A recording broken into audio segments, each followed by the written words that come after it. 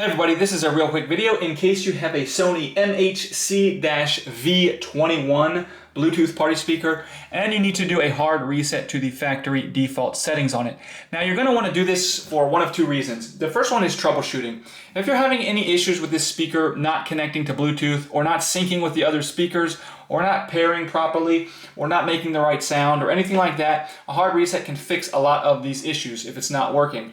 The other reason that you're going to want to do this, and you'll have to do it either way, is if you just want to get this speaker set up like a new speaker with all the pairing history and everything settings wiped off of it, this will do that. So if you're ready to proceed, all we need to do is before we actually do the reset, you want to turn it off and then unplug it. Let it be unplugged for a couple seconds, then plug it back in, and then press the power button to turn it back on.